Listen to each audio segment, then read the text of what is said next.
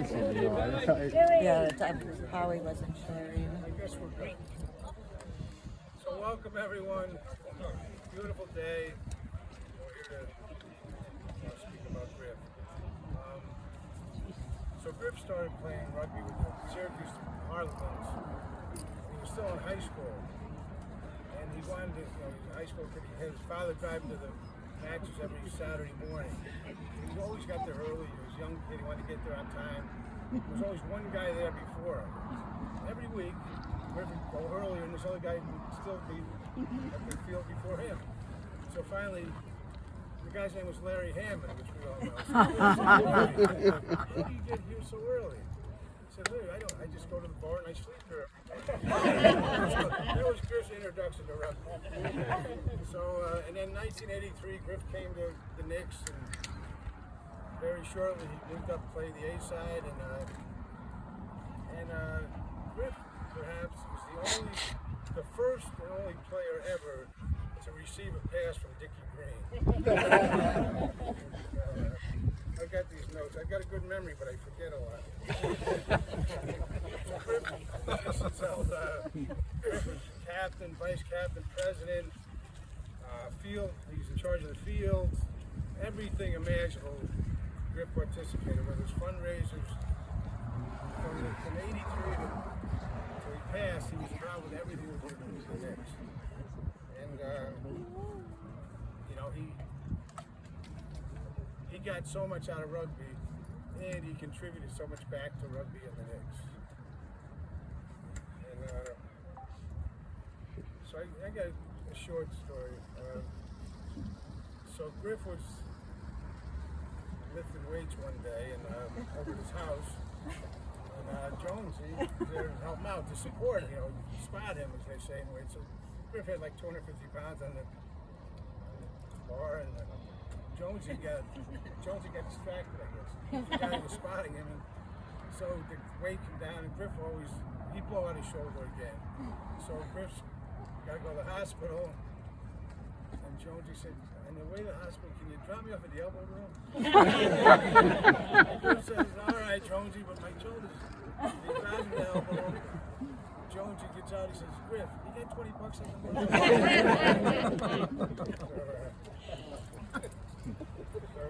So, I think Griff really demonstrated rugby to what it's all about. He was committed. He made every practice, every game. He was committed to being in shape to play at the highest level he could. He was at this level, he kept raising his level of play. And he really played against some of the best players in the country, so it was pretty good stuff. That was one thing. The second thing, he was a team player. Griff made the players around him better. And he probably had more assists than anybody that ever played. He really set people up nice to score tries. He was a great team player.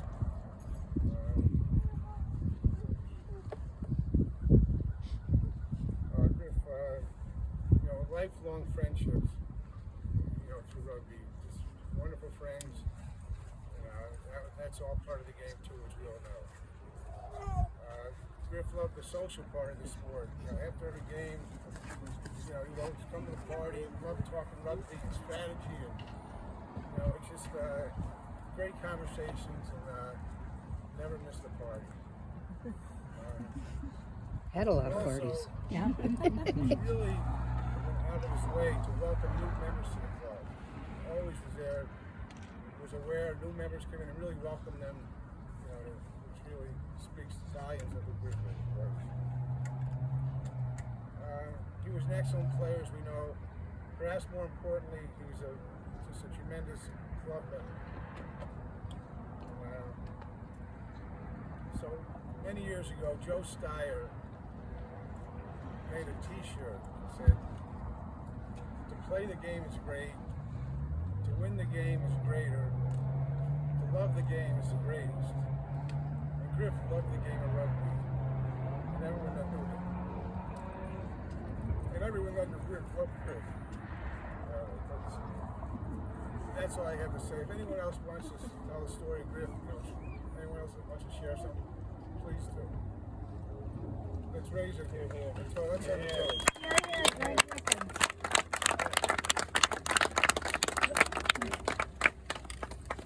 I'll say something on behalf of the kind of next generation. You know, as a coach of the Knicks, Griff gave a lot back through coaching, and to see these young guys develop through with Griff's leadership and just those little touches, those little conversations off to the side. Griff meant so much to us, like himself personally, and these young guys. So thank you, Griff, for that.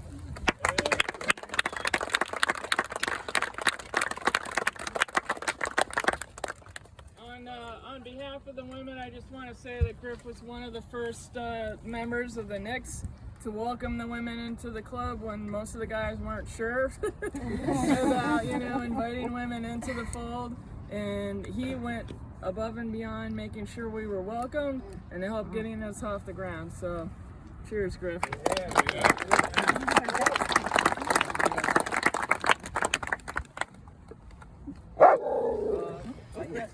You're doing so good.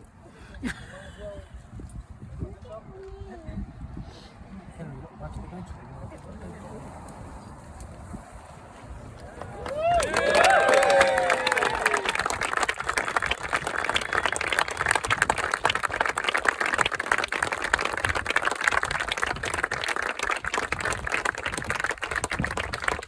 I'd like to say a couple things. We were on tour in Ireland, our second game. Griff and I both got selected for the B-side game. We had enough guys on tour to play an A and a B. And Griff, in that game, had 2 tries. And we were losing by 6 when tries were 4. No, we were losing by 5 when tries were 4. And Griff made a break. And, he could have had one more assist if he just dished it off to that tall, handsome second row. Stick me! Well, we needed a center try. Then, that game ended. Somebody on the A side got hurt, so he jogged to the other field and scored a try in that game, too. So, with that, I'd like to reintroduce, some of you might recognize this. Years ago, when we were playing at Lincoln Park, I think it was Kurt Schinner's idea to make this, and it's the annual Buck and a Cup trophy. Not trophy, but Buck and a Cup. And what we would do is we'd pass this around and ask people to put in $1 or $2 or $5 or $20, whatever you feel. And at the time, we were giving it to the Heart Association. I'd like to pass this around today and see if we can get a good donation to the Lustgard Foundation. Nice. So yeah.